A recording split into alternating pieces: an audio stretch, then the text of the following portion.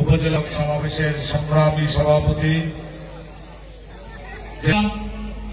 মাঠের মধ্যে সম্মানিত কৃষকরা মাথায় হাত দিয়ে বসে আছেন।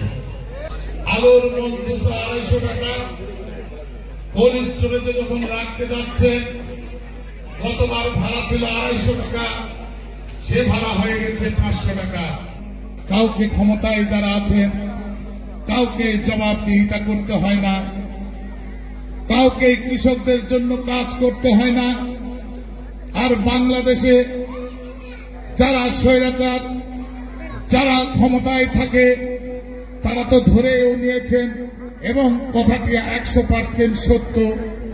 বাংলাদেশের কৃষক মানেই তো বিএনপি, অতএব কৃষকদের চিন্তা শুধুমাত্র বিএনপি করবে নাই। আর এই কারণে আমরা উপলব্ধি করেছি কৃষক বিএনপির প্রাণ। এই কারণে আমরা চাই বাংলাদেশের মানুষ তাদের স্বচ্ছ ভোটের মাধ্যমে জনপ্রতিনিধিরা আসুক। হাসিনা পালিয়ে গেল ঠিকই, যারা আমাদের আন্দোলনের ফসল হয়ে ক্ষমতায় আসলেন, আপনারা শুধুমাত্র বাংলাদেশের মানুষের মৌলিক অধিকারগুলো ফিরে দিন, ভোটের ব্যবস্থা দ্রুত দিন, দ্রব্যমূল্যের দাম কমান, কৃষকরা পদে পদে যেভাবে কষ্টের মুখোমুখি হচ্ছে তাদের বাঁচান।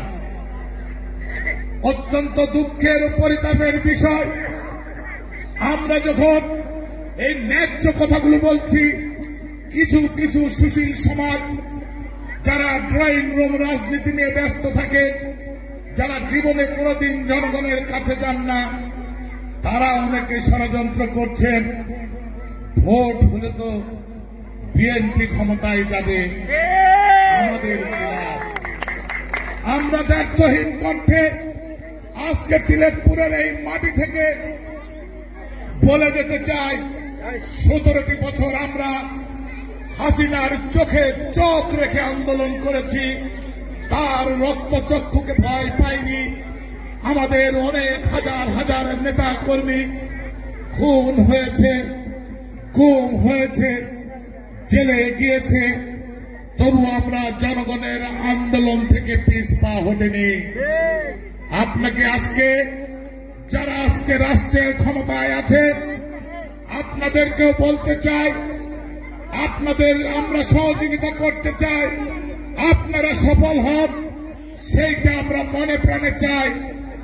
কিন্তু আপনাদের কর্মকাণ্ড দেখে আমাদের মনের মাঝে উদয় হয়, বাংলাদেশের জনগণ ভাবতে শুরু করেছে আদৌ আপনারা সফল হতে চান কিনা, নাকি হাসিনার মতো ক্ষমতা আঁকড়ে ধরে রাখতে চান।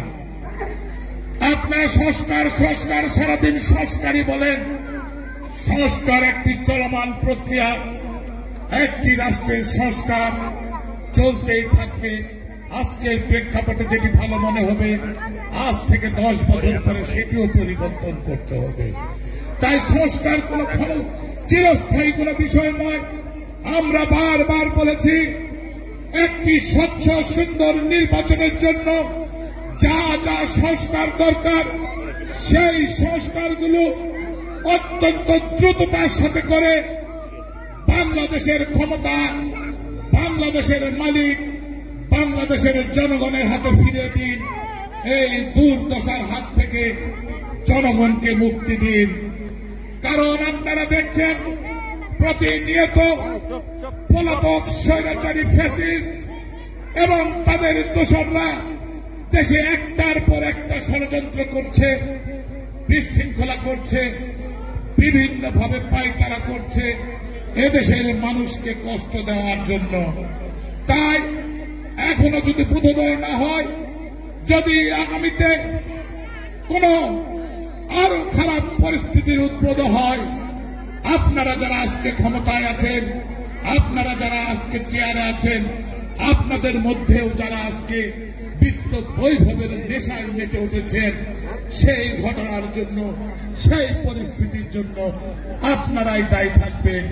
আপনাদের যদি এখনো বোধোদয় না হয়, একদিন কিন্তু আপনাদেরও জনগণের মুখোমুখি দাঁড়াতে হবে।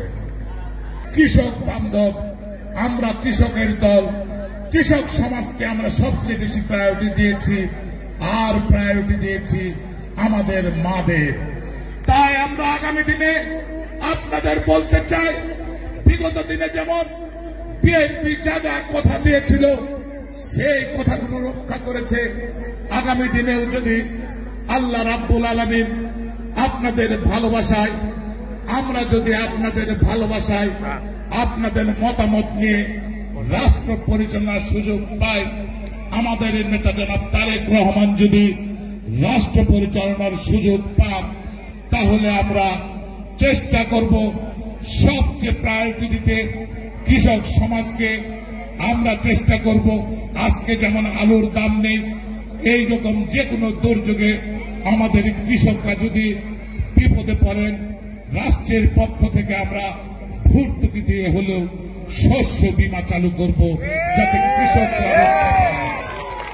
আমরা পাশাপাশি চেষ্টা করব মৎস্য বীমা, পোল্ট্রি বীমা, পশু বীমাও চালু করতে, যাতে সেই সব ক্ষুদ্র চাষিরাও যদি ক্ষতিগ্রস্ত হন, তাদেরকেও যাতে আমরা কম বেশি রাষ্ট্রের পক্ষ থেকে সহযোগিতা করতে পারি।